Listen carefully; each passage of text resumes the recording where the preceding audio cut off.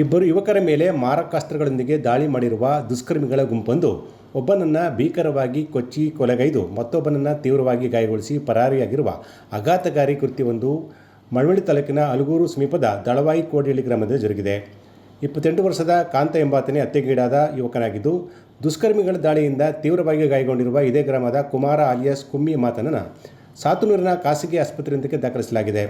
ಬುಧವಾರ ರಾತ್ರಿ 9 ಗಂಟೆ ಸಮಯದಲ್ಲಿ ಜಿಟಿ ಮಳೆಯಿಂದಾಗಿ ಮನೆಯೊಂದರ ಮುಂದೆ ಕುಳಿತಿದ್ದ ಕಾಂತ ಹಾಗೂ ಕುಮಾರ್ನ ಮೇಲೆ ಏಕಾಏಕಿ ದಾಳಿ ಮಾಡಿರುವ 3-4 ಮಂದಿ ಯುವಕರ ಗುಂಪು ಮಚ್ಚು ಲಾಂಕುಗಳಿಂದ ಕೊಚ್ಚಿ ಕಾಂತನನ್ನು ಕೊಲೆಗೈದಿದ್ದು, ದುಷ್ಕರ್ಮಿಗಳ ದಾಳಿಯಿಂದ ತೀವ್ರವಾಗಿ ಗಾಯಗೊಂಡಿರುವ ಕುಮಾರ ದಾಳಿಯಿಂದ ತಪ್ಪಿಸಿಕೊಂಡು ಮನೆಯೊಂದಕ್ಕೆ ಸೇರಿಕೊಂಡಿದ್ದಾನೆ.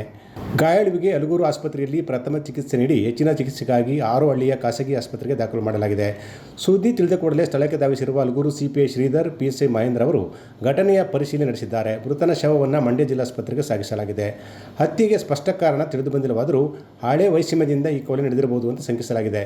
ಸುದ್ದಿ ತಿಳಿದ ತಕ್ಷಣ ಸ್ಥಳಕ್ಕೆ ಧಾವಿಸಿದ SP Mallikarjuna Baladandi, ASP Thimmaiah, DySP Krishnappa ಘಟನೆಯ ಪರಿಶೀಲನೆ ನಡೆಸಿದ್ದಾರೆ. ಅಲಗೂರು ಪೊಲೀಸರು ಪ್ರಕರಣ ದಾಖಲಿಸಿಕೊಂಡು ಮುಂದಿನ ಕ್ರಮ ಕೈಗೊಂಡಿದ್ದಾರೆ.